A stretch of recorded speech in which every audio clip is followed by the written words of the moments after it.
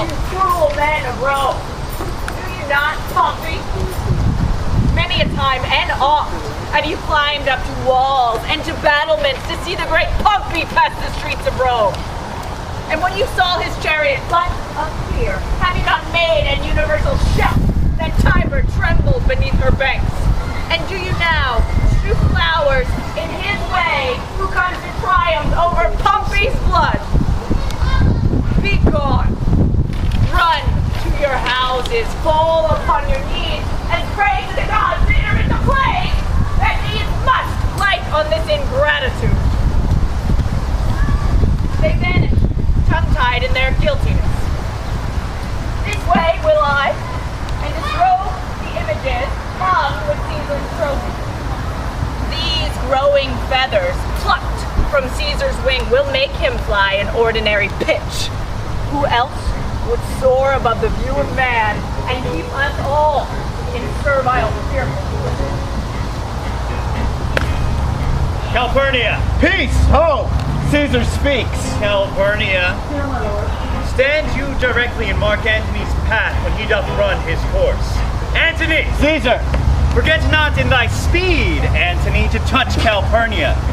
For our elders say, the Baron, touched in this holy chase, shake off their sterile curse. I shall remember.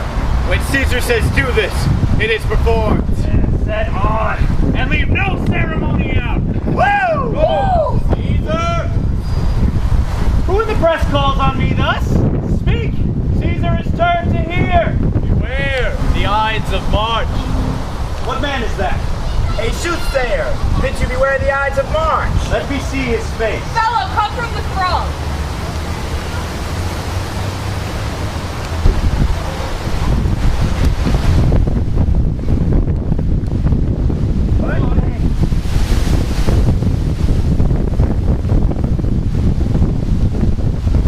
What hast thou to say to me now?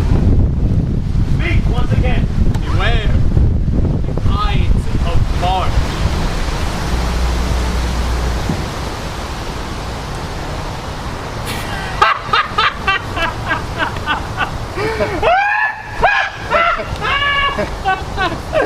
He is a dreamer! Let us leave him. Ass!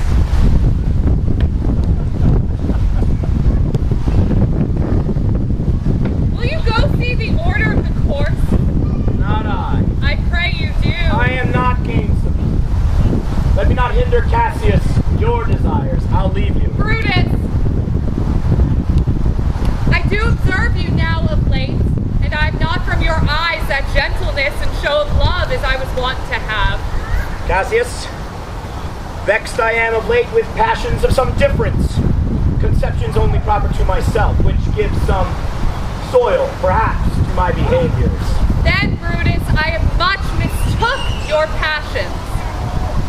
Tell me, good Brutus, can you see your face? No, Cassius, for the eye sees not itself, but by reflection. I have heard where many of the best respect in Rome, except immortal Caesar, speaking of Brutus and groaning under this age's yoke, having wished that noble Brutus had his eyes. To what dangers would you lead me? That you would have me seek into myself for that which is not in me. What means this shouting? I do fear the people choose Caesar for their king. Aye, do you fear it? Then must I think you would not have it so. I would not. Yet I love him well. But wherefore do you hold me here so long? What is it you would impart unto me? If it be aught toward the general good, set honor in one eye and death in the other. And I will look on both indifferently, for let the gods so speed me, as I love the name of honor more than I fear death. Brutus, I know that virtue to be in you, as well as I do know your outward favor.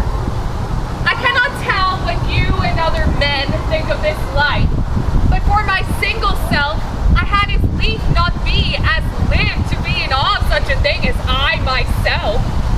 I was born free as Caesar, so were you. We have both fed as well, we can endure the winter's cold as well as he. And now this man is become a god.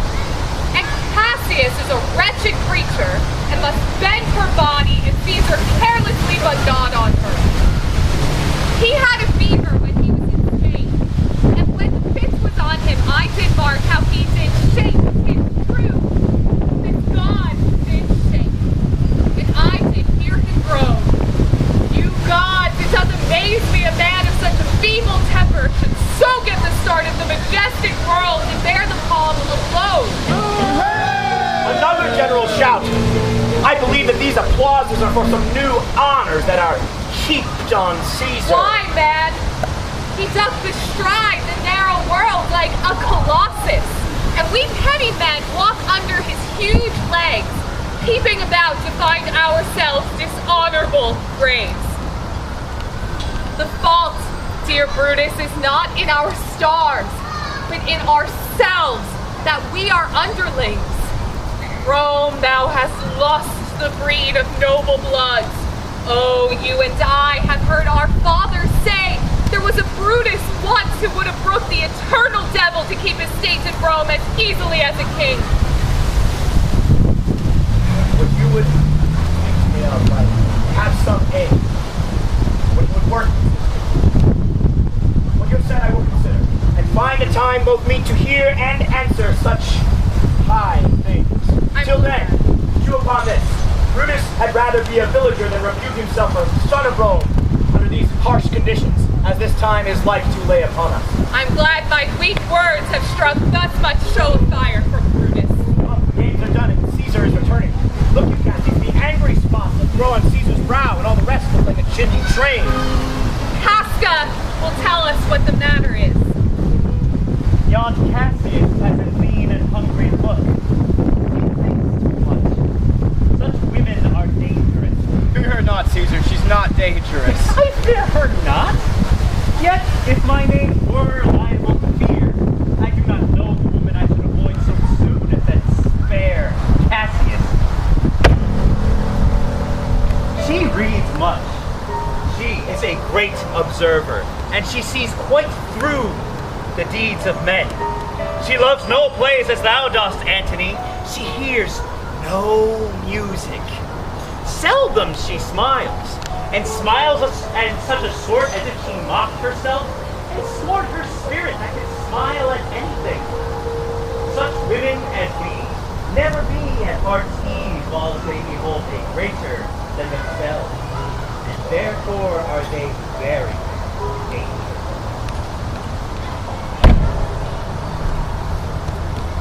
I'd rather tell thee what is to be feared than what I fear, for, as always, I am Caesar! Come, on my right hand, for this here is death, and tell me plainly what thou thinkst of her. Speak. Hi, Casca. Tell us what hath chanced today that Caesar looks so sad. Why, there was a crown offered him, and being offered him, he put by with the back of his hand thus, when the people fell a-shouting. Tell us the manner of it. Gentle Casca. It is well be hanged to tell the manner of it. It was mere foolery. I did not mark it. I saw Mark Antony offer him the crown, and he put it by once, but for all that, to my thinking, he would fain have had it. Then he offered it to him again. Then he put it by again. To my thinking, he was very loath to lay his fingers off it. And then he offered it the third time. The third time by it, still as he refused it, the rabblement hooted and clapped their chopped hands and threw up their sweaty eyebrows. Uttered such a peal and stinking breath. The crown. And it almost choked Caesar, for he swooned and fell down in it. And for my own part, I durst not laugh, for fear of opening my lips and receiving the bad air. What? Did Caesar swoon? He fell down in the marketplace and was foaming at mouth and speechless. It is very like he hath the falling sickness. No, Caesar hath it not. But you and I and honest Casca, we have the falling sickness. What said he when he came unto himself? Mary, before he fell down, when he perceived the common turd, was glad he refused the crown. He plucked me open his doublet and offered them his throat to cut. And I had been a man of any occupation, if I would not have taken him at a word, I would I might go to hell among the rogues. And so he fell. When he came to himself, he said if he had done or said anything amiss, he desired their worships to think it was his infirmity. Some 3 or 4 wenches where I stood cried, alas, good soul, and forgave him with all their hearts. There's no need to be taken to them. Caesar had stabbed their mothers, they would have done no less. And after this, came he thus sad away? I can tell you more news, too. The rulers were blowing scarves off Caesar's images as put to silence. Fare you well. What a dull fellow is this grown to be. He was quick mettle when we went to school. So is he now in execution of any bold or noble enterprise. However, he puts on this tardy form. This rudeness is the sauce to his great wit, which gives men stomach to digest his words with better appetite. For this time I will leave you. Tomorrow, if it please you speak with me, come home to me, and I will wait for you. I will do so. Till then, think of the world. Well, Brutus, thou art noble. Yet, I see thy honorable metal may be wrought, for who so firm that cannot be seduced? I will this day, in several hands, in at his window throw, as if it came from several citizens, writings, all tending to that great opinion Rome doth bear of his name, wherein obscurely Caesar's ambition shall be glanced at. And after that, let Caesar seek him sure, for we shall shake him, or worse days endure.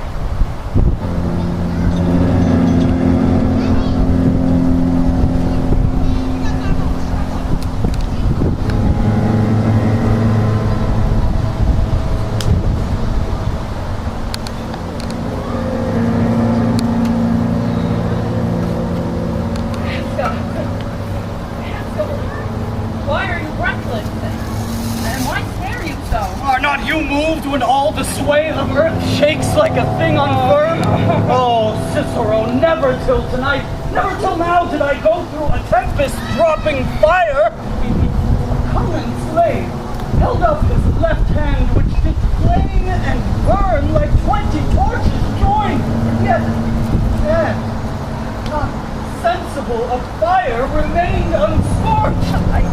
Against the Capitol, I met a lion who gazed upon me and went surly by without annoying me, and there 100 women, transformed with their fear, who swore they saw men all in fire walk up and down the streets. I believe they are portentous things unto the climate that they point upon. It is a strange disposed time. But comes Caesar to the Capitol tomorrow? He does, or he did bid Mark Antony to tell you he would be there tomorrow. Good night then, Casca. This disturbed sky is not to walk in.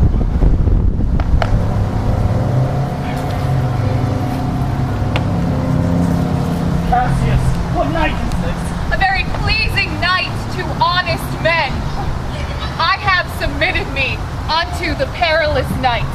And when the cross blue lightning seemed to open the breast of heaven, did I present myself, even in the very aim and flash of it. But wherefore did you so much tempt the heavens? You are dull, Casca. You look pale and gaze and look at impatience at the strange eruptions of the heavens.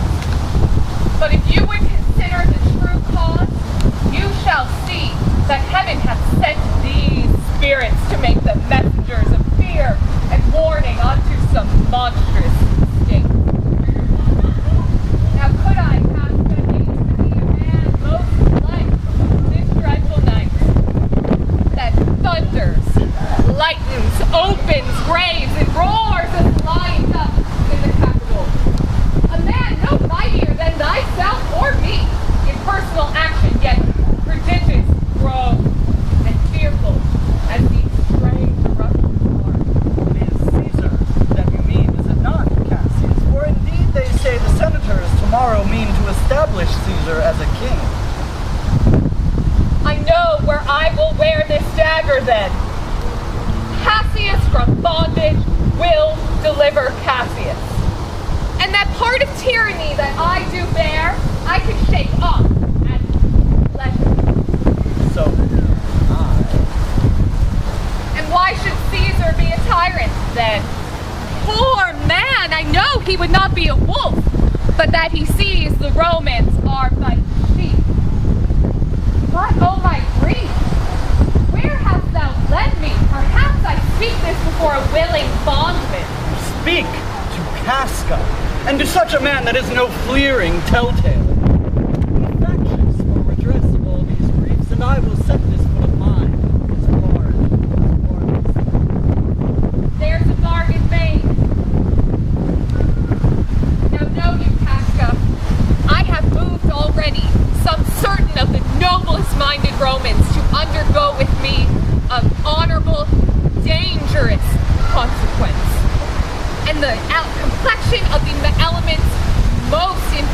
like the work we have in hand. Most bloody, fiery, and most terrible. Stand close a while, for here comes one and He is takes. Cinna. He is a friend. Cinna, where do you think Oh, Cassie, if that you could have been the noble Brutus to our party. so? Be you content. Take this paper and throw it in at his window. Come, Casca. You and I will yet ere day visit Brutus at his house. 3 parts of him is ours already. And the man in fire upon the next encounter yields him ours. It's high in all the people's hearts. That which would appear offense in us is countenance. Like riches value, will change to virtue and worthiness.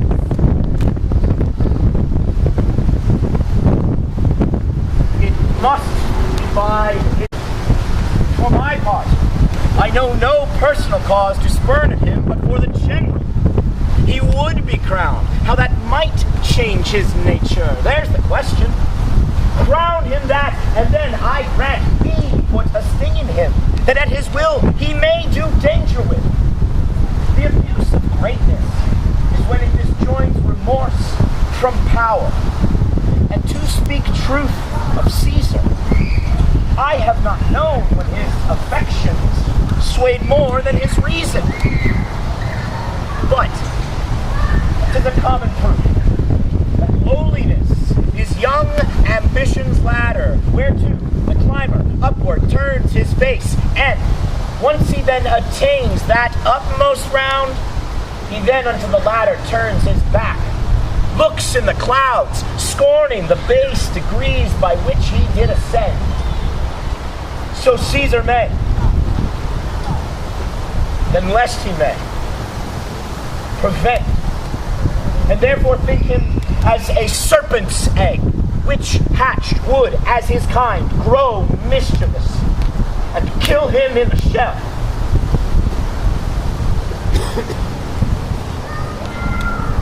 Brutus, thou sleepst. Awake and see thy face. Shall Rome, etc. Speak, strike, redress. Such instigations have oft been dropped where I have took them up. Shall Rome, etc. Thus must I piece it out.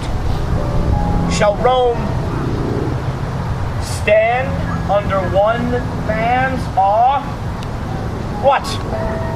Rome? My ancestors did from the streets of Rome the Tarquin drive when he was called a king. Speak, strike, redress. Am I entreated to speak and strike? Oh, Rome! I make thee promise if the redress will follow. Thou hast thy full petition at the hands of Brutus.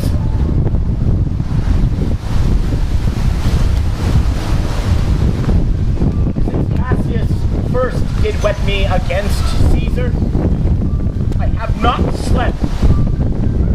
Between the apathy of a dreadful thing and the first motion, all the interim is like a phantasm or a hideous dream. The genius and the mortal instruments are then in council, and the state of man, like to a little kingdom, suffers then the nature of an insurrection. My lord! It is Cassius the door who doth desire to see you. Is she alone? No, sir, there are more with her. Do you know her? No, sir, their hats are plucked about their ears and half their faces covered in their cloaks, that I can by no means discover them by any mark of favor. Let him enter. This is the faction. Oh, conspiracy. Shamest thou to show thy dangerous brow by night when evils are most free? What then by day? Where wilt thou find a cavern dark enough to mask thy monstrous visage? Seek none, conspiracy. Light, smile, and affability. Good morrow, Brutus. Do we trouble you? I have been awake this hour, up all night. Know why these men who come along with you? Yes, every man of them, and no one here but honors you. And they all but wish you had that great opinion of yourself which every noble Roman bears of you. They are welcome, all. What watchful cares to interpose themselves betwixt your eyes and night? Shall I entreat a word? There lies the east. Doth not the day break here? No. It's up, and yon gray lines that print the clouds are messengers of day. Shall confess that you are both deceived. Here the sun arises, which is a great way growing on the south, given the usual season of the year. Some 2 months hence, up higher toward the north, he first presents his fire, and the high east stands as the capital, directly here. Give me your hand. And let us swear our resolution. No, not an oath. What other bond but secret Romans that have spoken the word and will not alter? What oath better than honesty to honesty engaged, that this shall be, or we will fall for it. Do not stain the even virtue of our enterprise to think that or our cause or our performance did need an oath, when every drop of blood that every Roman bears is guilty of a several bastardy, if he do break the smallest particle of any promise that has passed for him. Shall no man else fall, but only Caesar. Cinna, well earned. I think it not meet Mark Antony, so beloved of Caesar, should outlive Caesar. So shall we find him a shrewd contriver. His means, you know, if he improved them, may well stretch so far as to annoy us all. Which to prevent, let Antony and Caesar fall together. Our claws will seem too bloody, Caius Cascus, to cut off the head and then hack the limbs like wrath in death and envy afterward. For Antony is but a limb of Caesar. Let's be sacrificers, but not butchers. Gentle friend, let's kill him boldly, but not wrathfully. Let's carve him as a gift, fit for the gods. Not chew him as a carcass fit for hounds. And for Mark Antony, think not on him, for he can do no more than Caesar's arm when Caesar's head is off. Yet I fear him, for in the engrafted love he doth bear unto Caesar. Peace! Count the clock.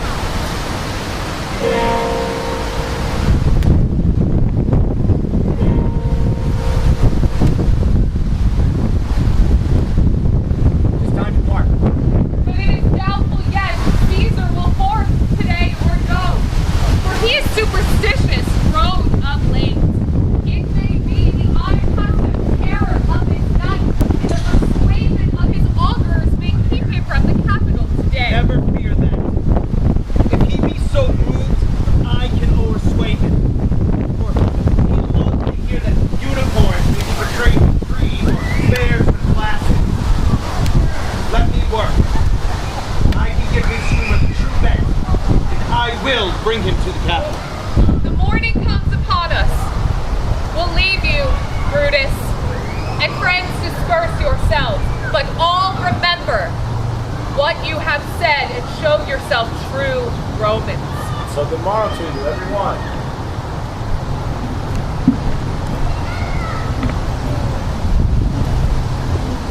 Brutus, my lord. Portia, what mean you? Wherefore rise you now? It is not for your weak condition, it is not for your health, those weak conditions is lawful, nor Nor for yours neither. You have ungently Brutus stole from my bed.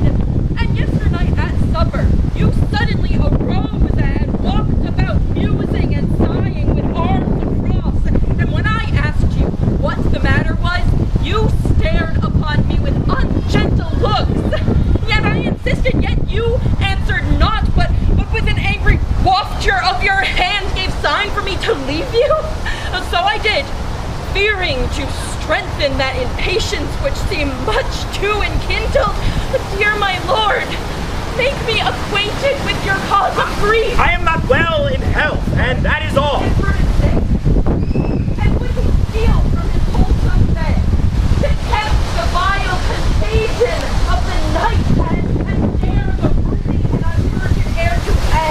choosing sickness? No. No, my friend.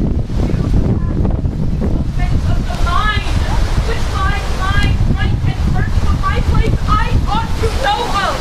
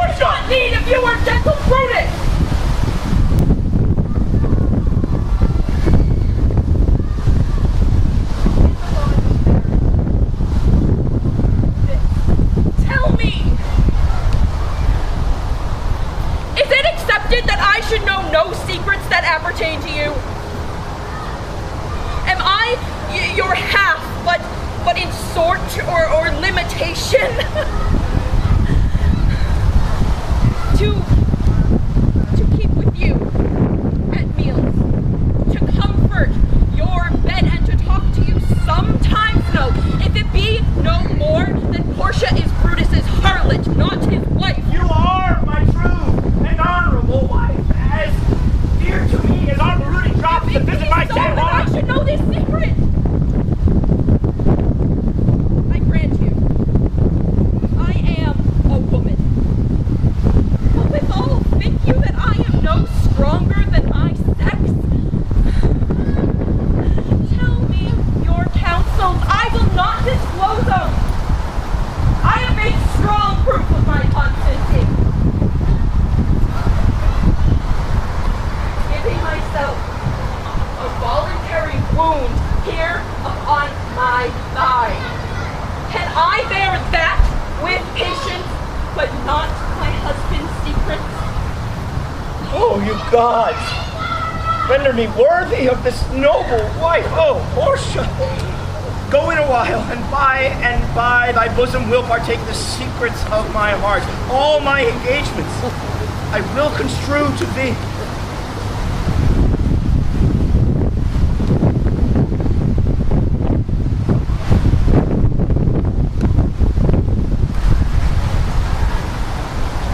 What mean you, Caesar? Think you to walk forth?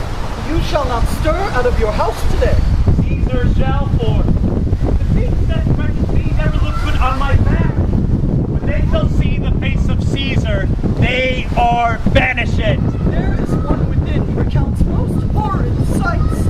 A lioness hath whelped in the streets, and graves have yawned and yielded up their dead. The fierce, fiery warriors fought upon the clouds, which drizzled blood upon the Capitol. The noise of battle hurtled in the air, and ghosts did shriek and squeal about the streets. Oh, Caesar, when beggars die, there are no comets seen. The heavens themselves blaze forth the death of princes. Caesar should be a beast without a heart if he should stay at home today for fear. Caesar shall go forth. Alas, my lord, your wisdom is so confident.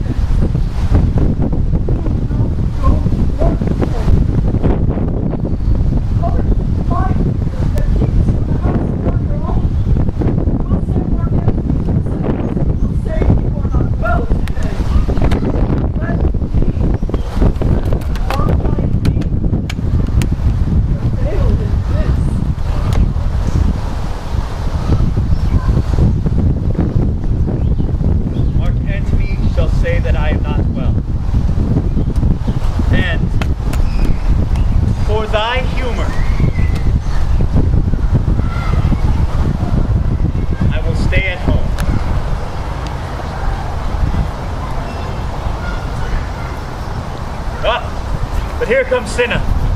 He shall tell them so. Caesar, all hail. I've come to fetch you to the Senate House. And you have come at very happy time to bear my greeting to the Senate and and tell them that I will not come today. Cannot is false. That I dare not falter. Tell them so, Cinna. Let me know the cause, lest I be laughed at when I tell them so. The cause is in my will. I will not come. That is enough to satisfy the Senate. But for thy private satisfaction, because I love you, I will let you know.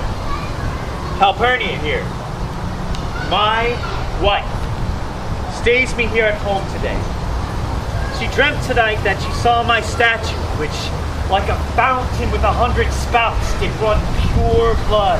And many dusty Romans with smiles came and laid their hands in it.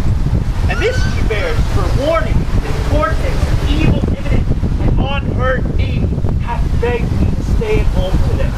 This is all misinterpreted. It is a vision fair and fortunate. Your statue, spouting blood from many pipes in which so many smiling Romans bathe, signifies that from you, great Rome shall suck reviving blood. This, by Calpurnia's dream, is signified. This way you have well expounded it. I have, when you have heard what I can say. The Senate have concluded to give this day a crown to mighty Caesar. If you send word you shall not come, their minds may change. If Caesar hides himself, shall they not whisper, lo, Caesar is afraid? How foolish do your fears seem now, Calpurnia. I am ashamed I did almost yield to them. Give me my robe, for I will go.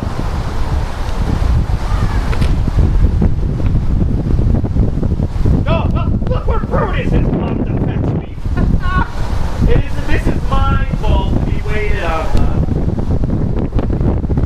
Come.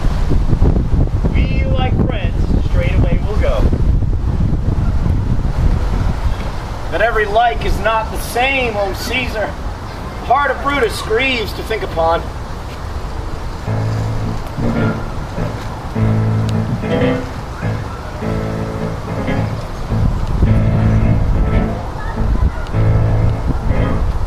Lucius!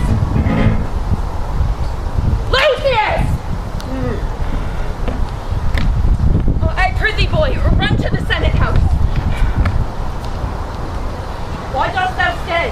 What should I do, madam? Run to the capital and nothing else? Yes, bring me word, boy, if thy lord look well, for he went sickly forth this morning. And take good note what Caesar doth, and what suitors press to him. Hark, boy, what noise is that? I hear nothing, madam. I heard a bustling rumor like a fray, and the wind brings it from the capital. Oh, come hither, fellow! Is Caesar yet gone to the capital? Madam, not yet. I go to take my stand to see him pass on to the capital. If it will please Caesar, I will beseech him to befriend himself. Why? Knowest thou any harms intended toward him? None that I know will be, much that I fear may chance. Oh, Brutus, the heavens speed thee in thy enterprise.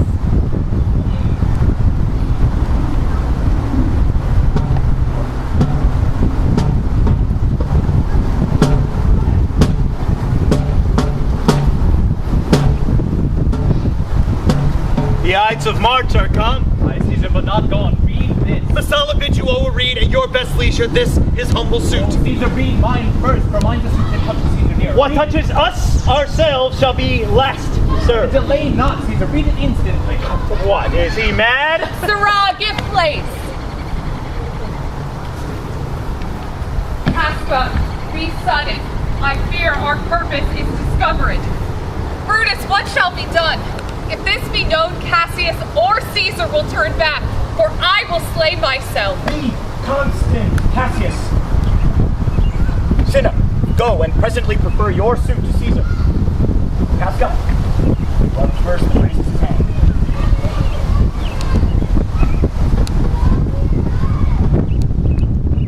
Are we all ready?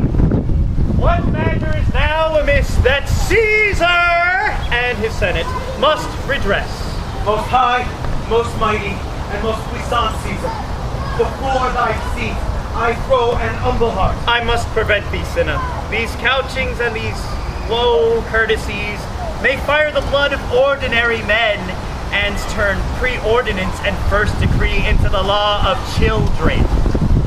Be not fond to think that Caesar bears such rebel blood, that will be thawed with sweet words, low, crooked courtesies, and base, spaniel fawning. Thy brother, by decree, is banished. If thou wilt bend and pray and fawn for him, I spurn thee like a cur out of my way.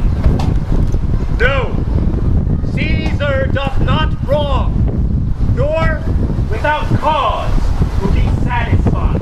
Is there no more voice more worthy than my own, to sound more sweetly in great Caesar's ear for the repealing of my banished brother? I kiss your hand, O Caesar, but not in flattery, desiring thee that Publius Cimber may have immediate freedom of reveal. Caesar, pardon! Pardon, Caesar, as low as thy feet doth Cassius fall, to beg enfranchisement for Publius Cimber. Oh, I could be well moved if I were as you. But I am constant as a northern star. That I was constant, Cimber should be banished, and constant to remain even so. Wilt thou lift up Olympus? Speak hands for me. Like Romans! It's too brutal. Then fall, Caesar.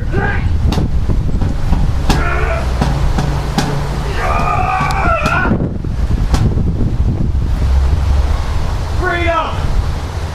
Liberty! Tyranny is dead! Redheads, proclaim crying about the streets. Stoop!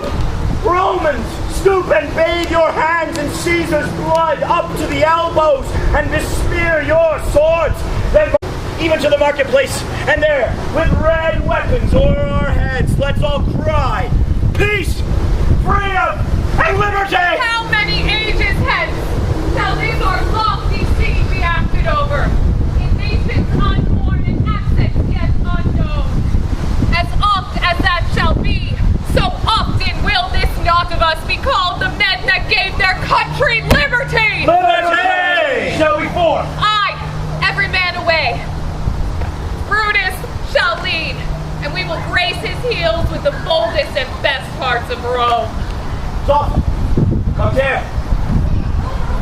Welcome, Mark Antony.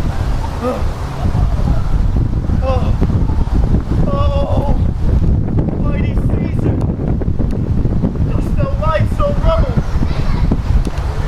Are all my conquests, glories, triumphs, spoils shrunk to such little measure? Fare thee well.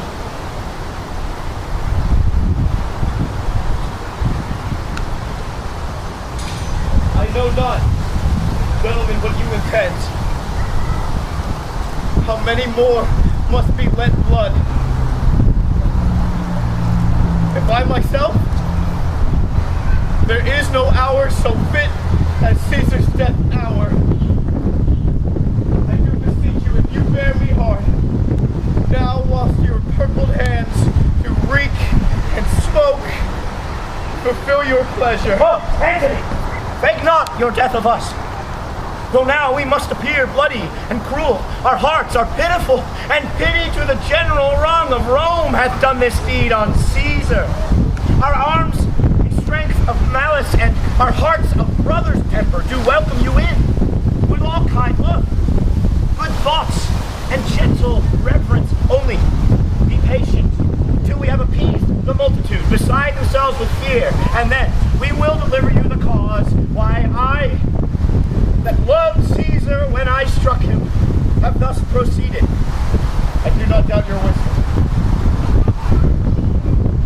But each of you, render me his bloody head. First, Marcus Brutus will I shake with you. Next, Caius Cassius do I take your head. Now, Cinna, yours. My valiant Casca, yours. Messala.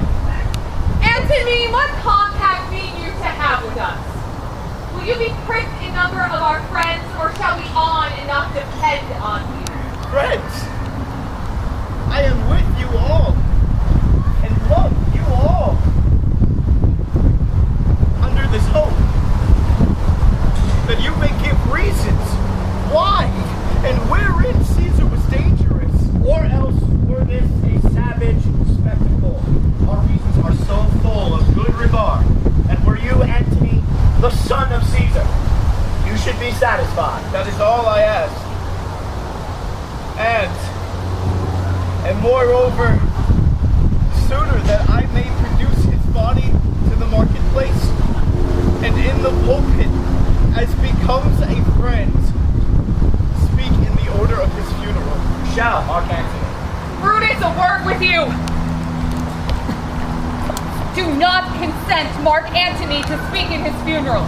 Know you how much the people may be moved by that which he will utter. I will myself into the pulpit first to show the reason of our Caesar's death. What Antony shall speak, I will protest he does by leave and by permission, and that we are contented.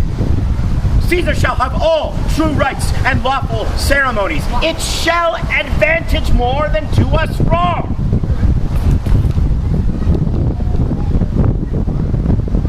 Mark Antony, here. Take you Caesar's corpse. Only, you must not, your funeral speech, blame us, but speak all good you can devise of Caesar. And say you do it by our permission. So be it. I do desire no more.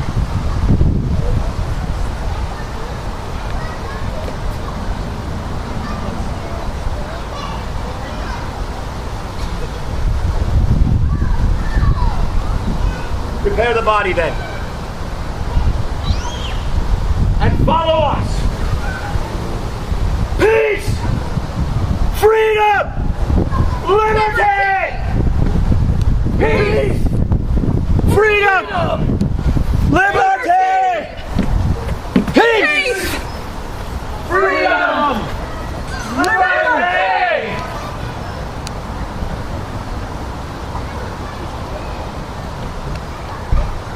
Oh! Pardon me, thou bleeding piece of earth. I am meek and gentle with these butchers.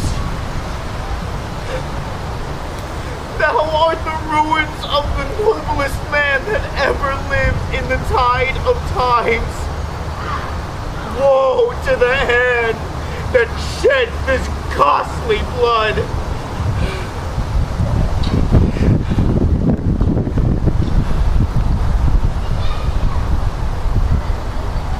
Over thy wounds, now do I prophesy.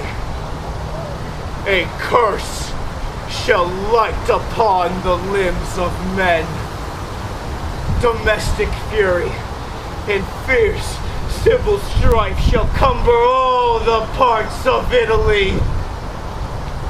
Blood and destruction shall be so in use, and dreadful objects so familiar, that mothers shall but smile when they behold their infants cornered with the hands of war. And Caesar's spirit,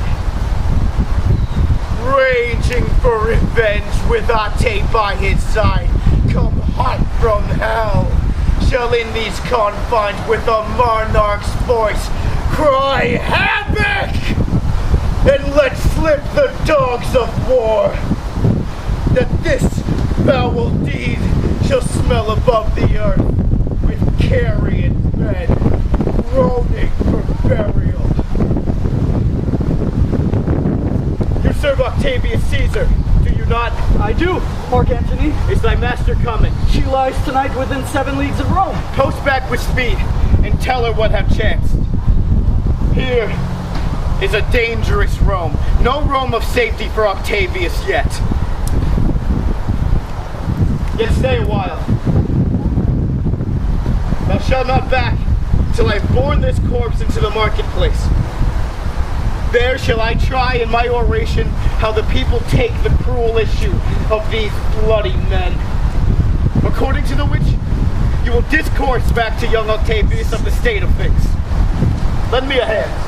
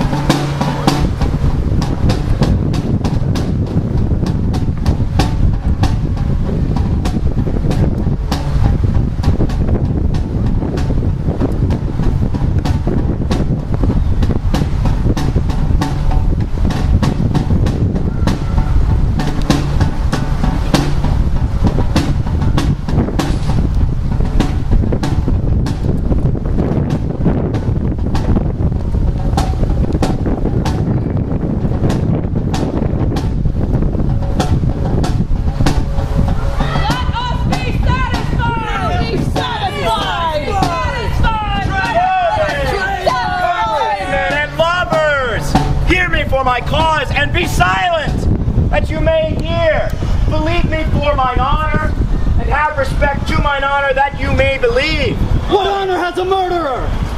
If there be any in this assembly, any dear friend of Caesar, to him I say that Brutus' love to Caesar was no less. That is a lie! If then that friend demand why Brutus rose against Caesar, this is my answer. Not that I loved Caesar less, but that I loved Rome more. Empty word! Had you rather Caesar were living to die all slaves, than that by his dying you may live as free men? As Caesar loved me, I weep for him.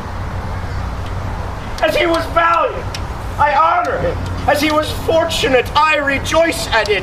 But as he was ambitious, I slew him. Who is here so base that would be a bondman? If any, speak. For him have I offended.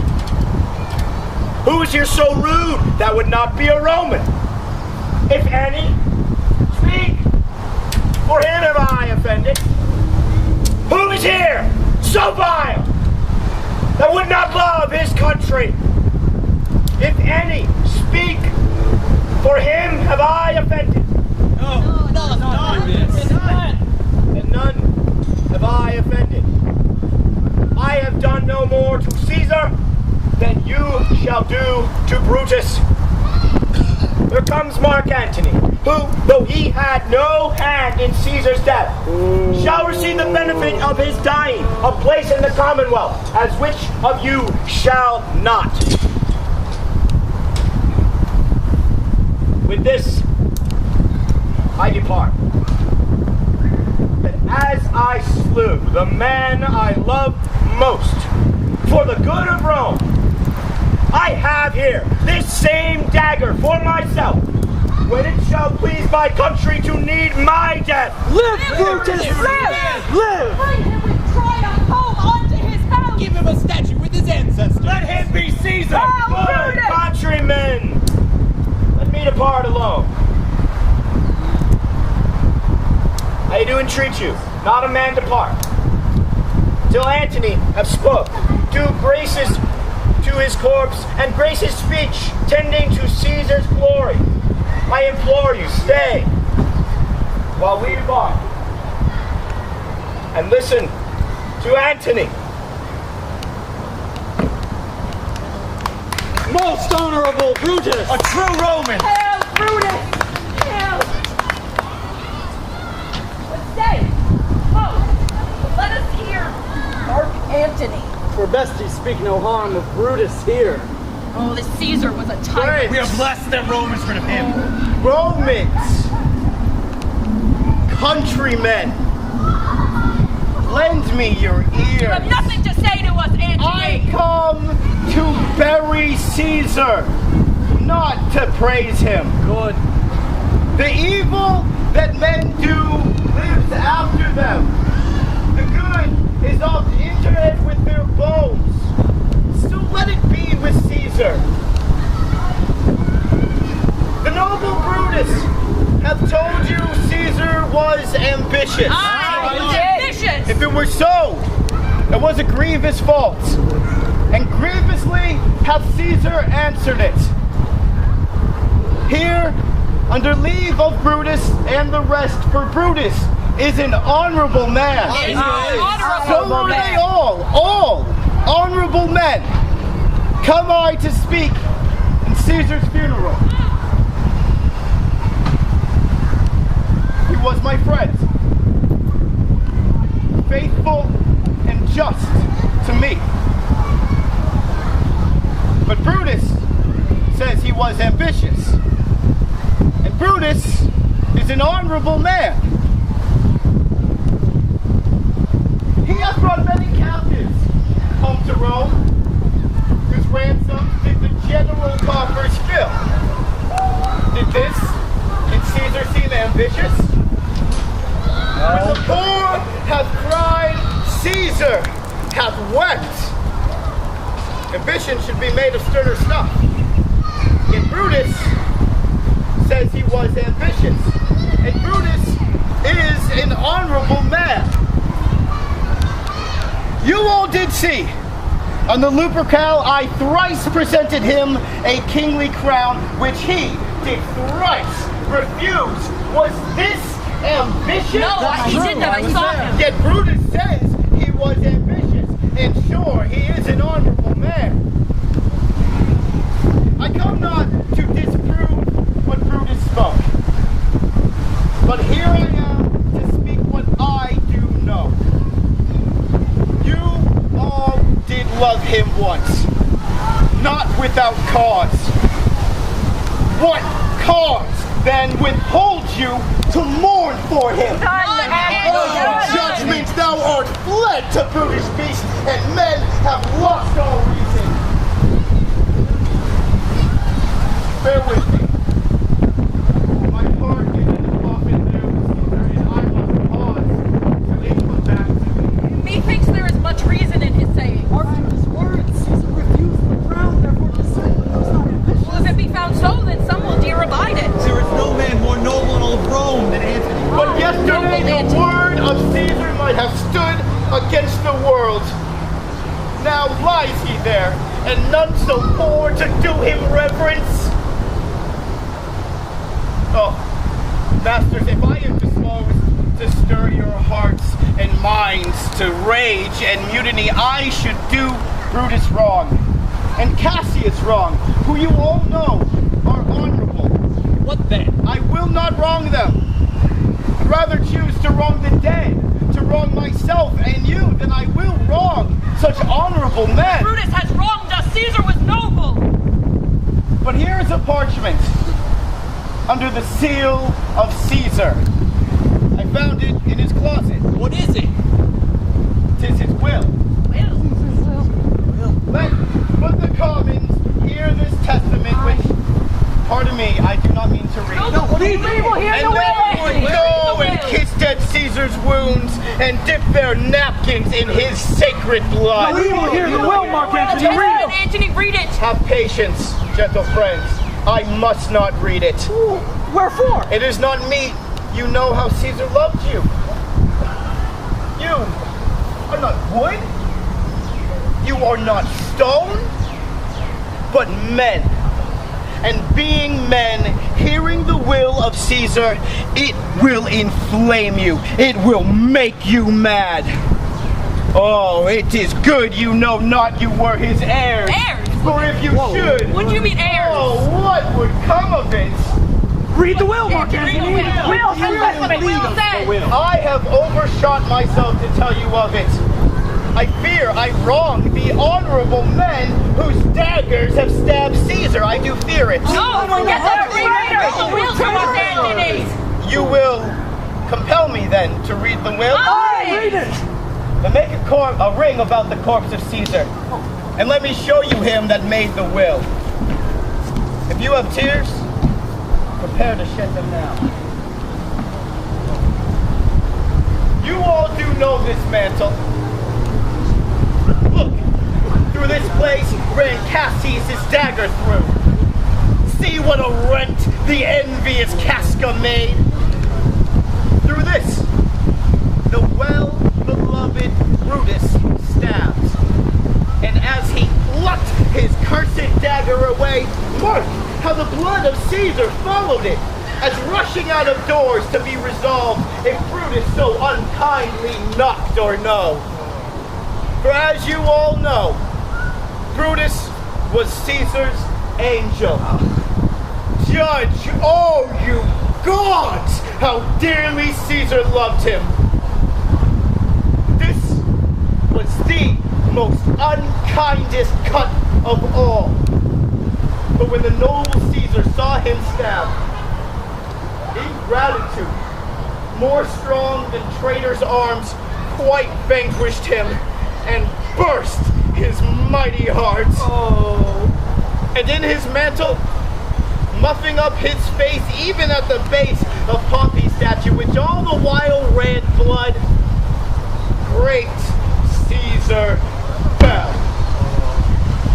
Oh, what a fall there was, my countrymen, for then I and you and all of us fell down as bloody treason flourished over us! Oh, noble Caesar! Oh, traitors!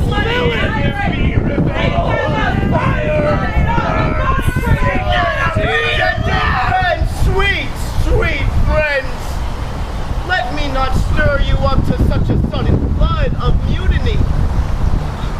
The men that have done this deed are honorable. Honorable, they're traitors! Try the grief they have, alas, I know not that made them do it. They are wise and honorable, and will no doubt with reason answer you. What reason? Bring us in. I come not, friends, to steal away your hearts. I am no orator as Brutus is, but as you know me all, a plain, one man that did love my friends, and that they know full well that gave me publicly to speak of him. For I have neither wit, nor words, nor worth, action, nor utterance, nor power of speech to stir men's blood. I only speak right on. Tell you that which you yourself do know. Tell you sweet secret words, poor dumb mouths, and bid them speak for me. But were I Brutus, and Brutus Antony, oh there, were Antony that would rumble on your ears and put a tongue in every wound of Caesar that would cause the stones of Rome to rise and mutiny! We'll burn the house of Brutus down! Away that traitor conspirator! I seek the conspirator! Let me speak, my countrymen, yet hear me speak. You go to do you know not what. Oh, we know. Wherein hath Caesar thus deserved your love? Alas, you know not. I must tell you then. You have forgot the will I told you of. Oh, Most true. We'll stay. Read it, Antony. Antony, tell us. Here is the will of Caesar, and under his seal. To every Roman citizen he gives, to every several man, 75 drachma. Moreover, he hath left you all his walks, his private arbors and new planted orchards on this side Tiber. He hath left them you, and to your heirs forever. Most noble Caesar. Here was a Caesar. When comes such another? Never! Come away! Away! We will burn his body in the holy place, and with the brands fire the traitors' houses! Let it work. Dill, mischief, thou art of course. Take thou what course thou wilt.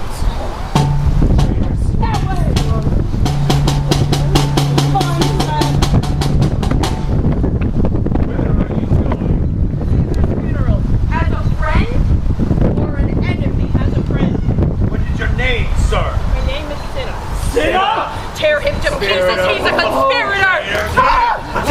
Get up, traitor! Tear him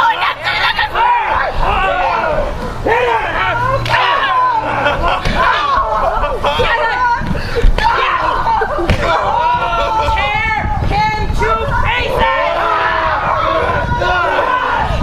Let's throw his body on the fire! Kill him!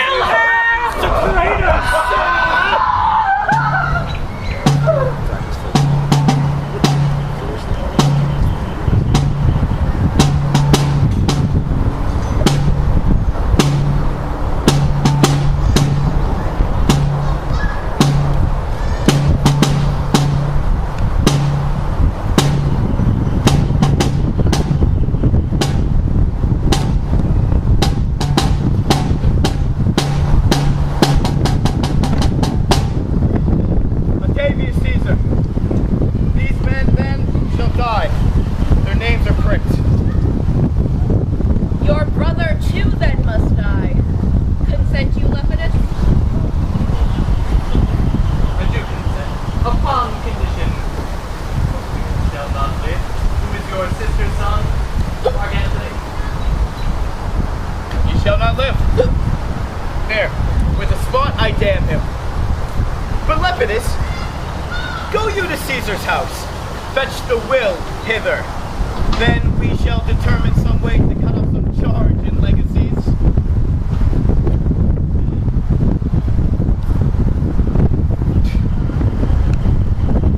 This is a slight, unmeritable man, meant to be sent on errands. Is it fit the threefold world divided, he would take one of three areas? So you fought him. Octavius, so we lay these honors on this man to ease ourselves of diverse, slanderous loads. He shall but bear them as an ass bears gold. And having taken our treasure where we will, then we take down his load and turn him off.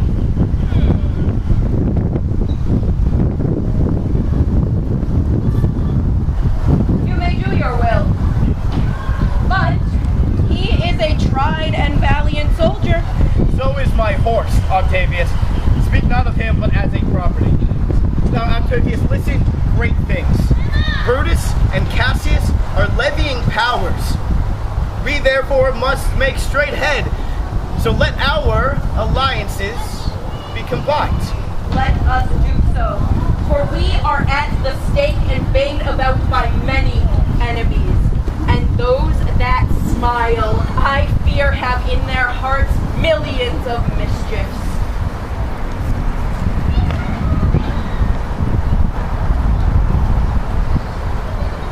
Most noble brother, you have done me wrong. Judge me, you gods. Wrong I mine enemies? And if not, how should I wrong a sister? That you condemned me, that you doth appear in this. You have condemned and noted Lucius Pella for taking bribes here of the Sardinians, wherein my letters praying on his side because I knew the man was slighted on. You wronged yourself to write in such a case. And let me tell you, Cassius, you yourself are much condemned to have an itching palm to sell and mart your offices for gold to undeservers. I an itching palm? You know that you are Brutus that speaks this, or this speech your last. Remember March? The Ides of March, remember? Did not great Julius plead for justice sake? What shall one of us, that struck the foremost man in all the world, shall we now contaminate our fingers with base bribes? I had rather be a dog and bay the moon than such a Roman. You forget yourself to hedge me in. I am a soldier, older in practice, more abler than yourself to make conditions. Go to, Cassius, you are not. Have mind upon your help. Tempt me no further. Away, slight woman. You gods, must I endure all this? All this?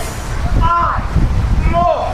You say you are a better soldier. Let it appear so, and it shall please me. Well, for my part, I am glad to learn of noble men. When Caesar lived, he durst not thus have moved me. Oh, peace, you durst not so have tempted it. I durst not? No, for your life, you durst not. Do not presume too much upon my love. I may do that, I shall be sorry for. You have done that. You should be sorry for. I did send you for gold to pay my legions, which you denied me. Was this done like Cassius? Should I have answered Caius Cassius so? I denied you not. He was but a fool that brought my answer back. Brutus hath bribed my heart. There is my dagger, and here my naked breast. I that denied thee gold will give my heart.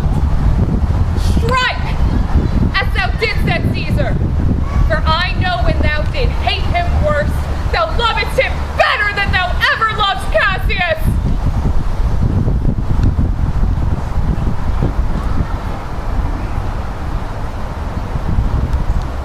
Sheath your dagger.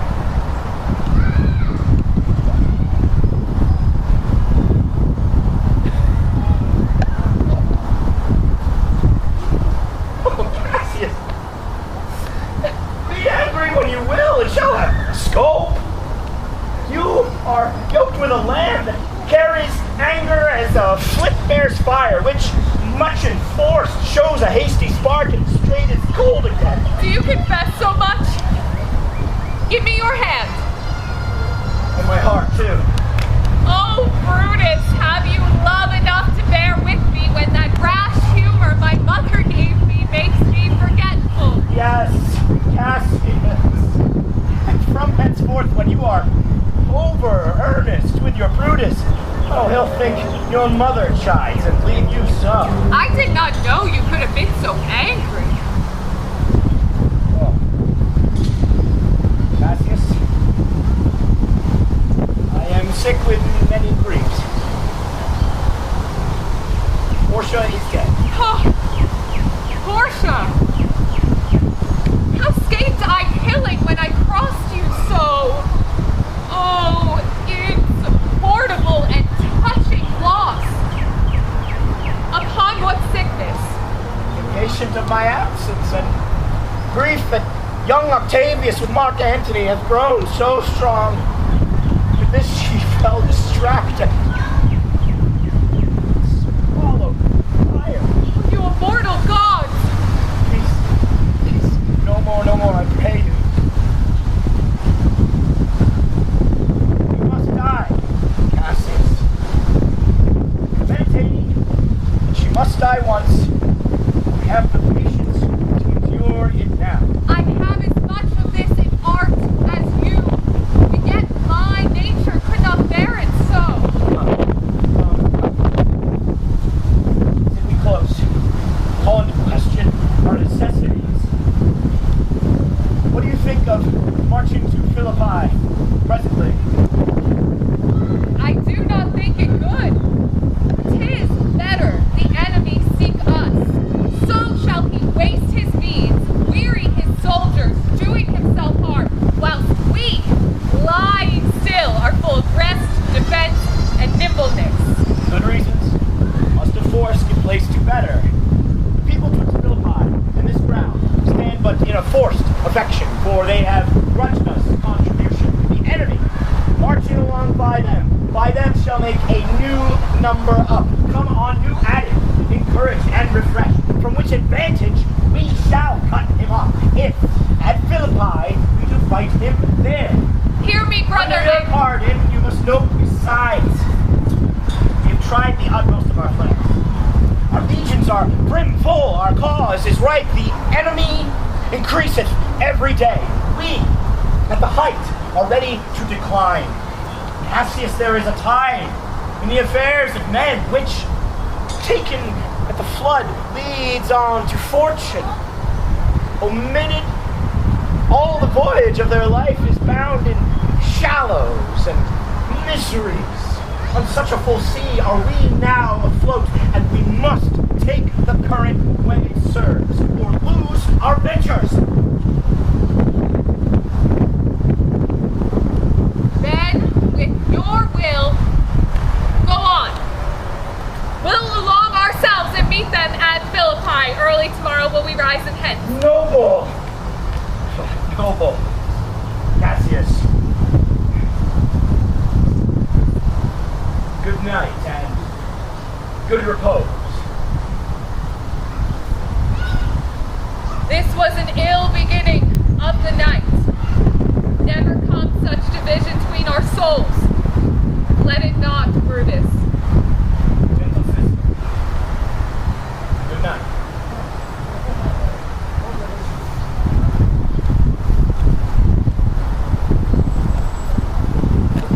Lucius! Where is my book? Here, my lord. What, speaks thou drowsily? Or knave, I must not judge thee. Thou art o'erwatched. It is my duty, sir. I should not urge thy duty past thy might. Gentle knave. Good night.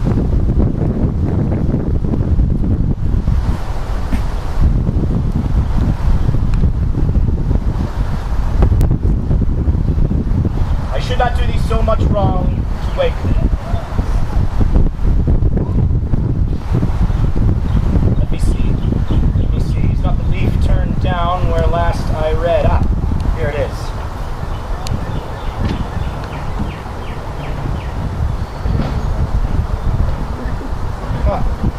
Comes here. Oh, methinks it is the weakness of mine eyes that shapes this monstrous apparition. Speak to me, what thou art. Thy evil spirit, Brutus. Why comest thou? To tell thee thou shalt see me again at Philippi. Well, then I shall see thee at Philippi.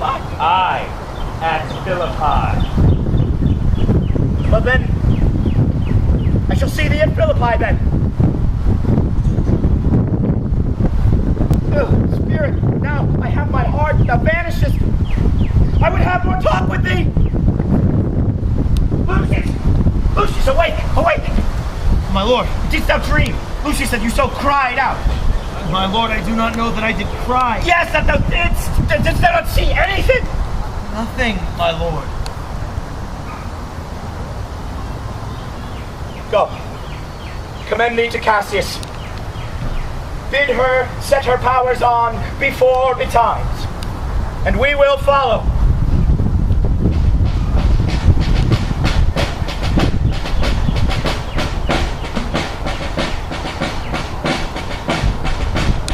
Now, Antony, our hopes are answered. You said that the enemy would not come down, but keep to the hills and upper regions. It proves not so. Their battles are at hand. Tut, I know wherefore they do it. They come down with a fearful bravery, thinking in this face to fasten in our thoughts that they have courage. But 'tis not so. Octavius, lead your battle softly on upon the left hand of the even fields. Upon the right hand, I keep thou the left. Why must you cross me in I do not exegesis? cross you, but I will do so. They stand and would have parley. Oh, Mark Antony, shall we give sign of battle? No, Caesar, we will charge on their charge. Make forth! the generals would have words. Words before blows. Is it so, countrymen? Not that we love words more as you do. Good words are better than bad strokes, In your Octavius. bad strokes, Brutus, you make good words. Witness the hole you made in Caesar's heart while crying, "Long live Hail Antony, the Caesar." posture of your blows is yet unknown. Yet for your words, they rob the high plebeian, leave them penniless. Not stingless, too. Yes, and soundless too, for you have stolen their buzzing, and very wisely threat before you sting. Really, you did not so. When your daggers hacked one another in the sides of Caesar, you showed your teeth like apes and fawned like hounds at Caesar's feet, while standing Casca like a cur struck Caesar in behind. Oh, you flatterer! Flatterers! Brutus, thank yourself. This tongue had not offended so today if Cassius might have told. Come, the cause. Look. I draw a sword against Conspirator. And when thinks you that the sword go up again? Never, until Caesar's 330 wounds have been well avenged. Or until another Caesar adds slaughter to a traitor's sword. Octavius, thou canst not die by traitors' hands unless thou bringst them with thee. I hope so. I was not born to die on Brutus' sword. Oh, wert thou the noblest of thy strain, young lady, thou couldst not die more honorable. A peevish schoolgirl, worthless of such honor, joined with a masker and a reveler. Old Cassius still. Come, Antony, away. Defiance, traitors. Girl, ye in your teeth. If you dare fight today, come to the field. If not, when you have stomachs. Why then? Blow, wind, swill, bellow, and swim bark. The storm is up. Nose on the hazard. Oh, Lucius, hark, a word. Messala! What says my general? Messala, today is my birthday. This very day was Cassius born. Give me thy hand. Be thou my witness that against my will, as Pompey was, I am compelled to set upon one battle all our liberties. This morning do ravens, crows, and kites fly o'er our heads, downward looking on us as we were sickly prey. Their shadows seem to me a canopy most fatal, under which our army lies ready to give up the ghost. Believe not so. I but believe it partly, for I am fresh of spirit, and resolved to meet all perils very constantly. Now, most noble brother, let's reason with the worst that may befall. If we do lose this battle, this is the very last time we two shall speak together. What are you then determined to do? I do think it cowardly and vile for fear of what may fall, so to prevent the time of life. So, if we lose this battle, you are compelled to be led in triumph through the streets of Rome. No, Cassius, no. Think not, thou noble Roman, that ever Brutus shall go bound to Rome. But this same day must end the work the Ides of March begun. Whether we shall meet again, I know not. Therefore, our everlasting farewell take. If we do meet again, why, we shall smile. If not, then this parting was well made. Forever and forever farewell, Brutus. If we meet again, we will smile, indeed. If not, this parting was well made. Why then, lead on. Oh, that a man might know the ending of this day's business ere it come. But it sufficeth that the day must end, and then the end is known. Ha! Ride! Ride! Unto the legions on the other side! Ha! Ha!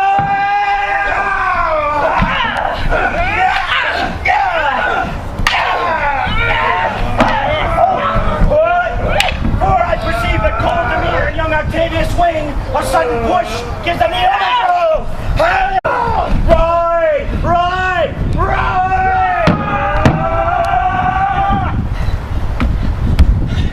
Oh, Cassius! Brutus gave the word too early, and having advantage on Octavius took it too eagerly. His soldiers smelt his spoils, whilst we by Antony are all enclosed.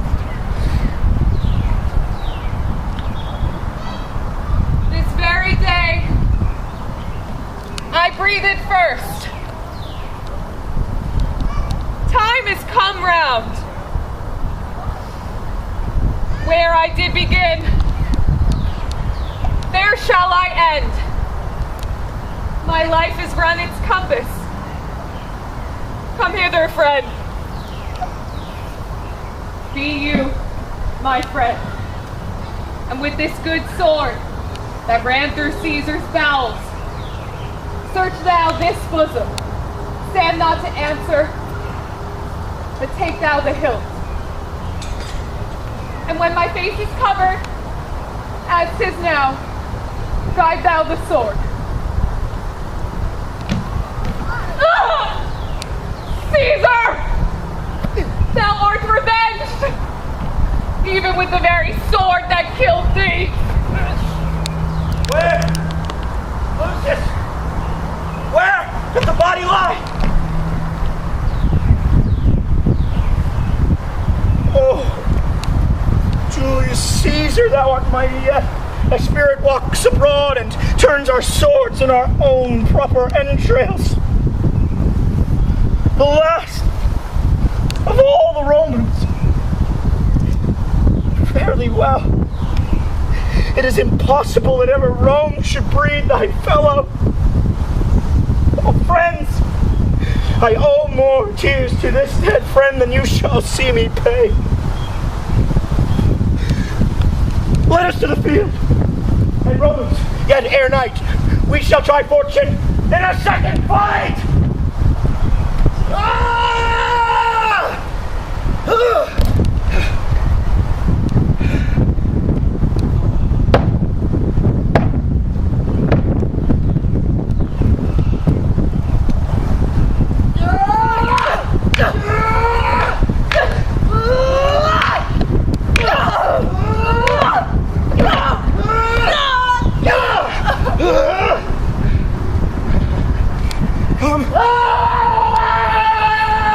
Lucius!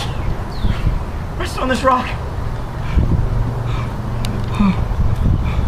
Listen a while. Lucius. What's this, my lord? The ghost of Caesar hath appeared to me several times by night. At Sardis once, and this last night here in Philippi fields. I know my hour has come. Not so, my lord. Nay, I am sure it is. The enemy has beat us to the pit. It is more worthy that we leap in ourselves than tarry till they push us. I shall have honor by this losing day, more than Octavius and Mark Antony by this vile conquest shall attain unto. And so, farewell. The Brutus tongue hath spoke the almost end of his life's history. Night hangs upon my eyes. My bones would rest that have but labored to attain this hour. Thou art a man of good respect. Thy life hath had some snatch of honor in it. Take thou my sword, and turn away thy face, whilst I do run upon it. Wilt thou, Lucius? Give me your hand first.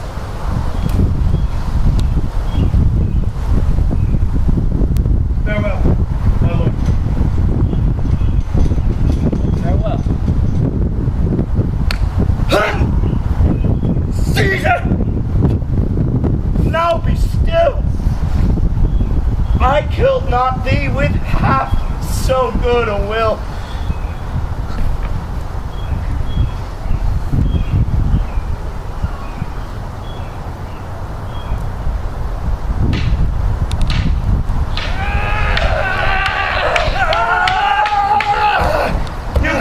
Can't but make a fire of him.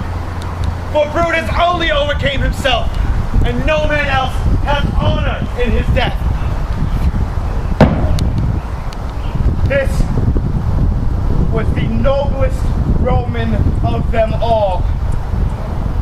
All the conspirators, save only he, did that they did in envy of great Caesar.